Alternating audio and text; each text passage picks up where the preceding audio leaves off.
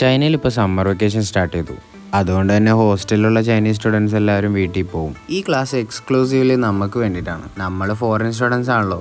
നാട്ടിൽ പോകുന്നവരും കറങ്ങാൻ പോകുന്നവരും വെച്ച് ഡോർമെട്രി നിൽക്കുന്നവരുടെ എണ്ണം വളരെ കൂടുതലാണ്. വെക്കേഷൻ ടൈമിൽ സ്പെഷ്യലായിട്ടുള്ള കുറച്ച് റൂൾസ് പറയാൻ വേണ്ടിയിട്ടാണ് ഈ ക്ലാസ് കഴിഞ്ഞ ഉടനെ നമ്മുടെ ഡൗട്ട്സ് ഒക്കെ ക്ലിയർ ചെയ്യുന്ന സെക്ഷനാണ് ഈ കാണുന്നത്. ഉള്ള പറയാലോ, എനിക്ക് വലിയ ഡൗട്ടൊന്നും ഉണ്ടായതാണ്, ഞാൻ അങ്ങോട്ടൊന്നും പോയില്ല.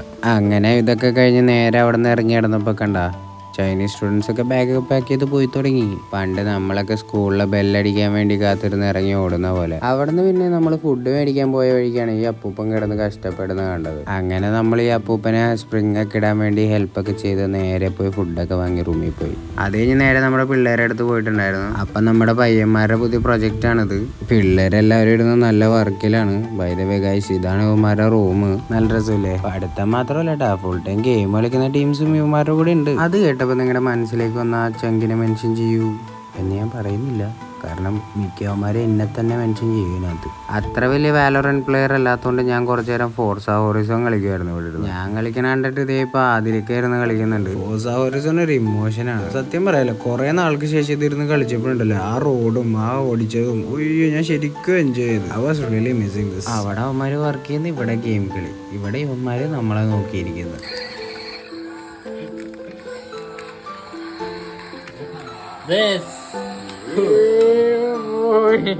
Vediamo, lo aiuto.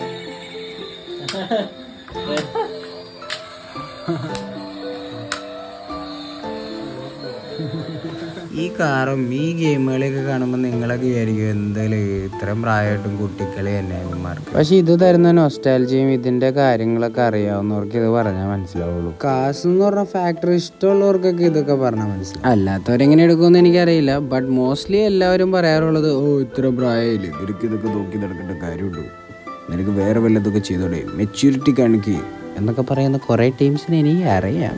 I think നമ്മുടെ നാട്ടിൽ യൂട്യൂബേഴ്സൊക്കെ വന്നതോടുകൂടി ഇതിനൊക്കെ കുറച്ച് ചേഞ്ചസ് ഉണ്ടെന്ന് തോന്നുന്നു. സത്യം പറഞ്ഞാൽ ഇതൊരു ഡിബേറ്റിനുള്ളൊരു സാധനം ഉണ്ട് അല്ലേ. Anyway keep all those aside. നമ്മുടെ പയ്യൻ്റെ സ്കിൽസ് കണ്ട പറ്റുമോ സക്കീർ ബൈക്ക് പറ്റുമോ? അവിടെ നിന്ന് ഞങ്ങൾ ബായൊക്കെ പറഞ്ഞ് പുറത്തൊരു വാക്കിന് ഇറങ്ങിയതാണ്. ഇന്ന് നല്ല മഴയൊക്കെ പെയ്ത ദിവസമുണ്ട്. എല്ലാം നല്ല രസമായിട്ട് അടിപൊളി ഒരു കോൾഡ് വെതറായിരുന്നു. Just like the weather, it was an amazing day.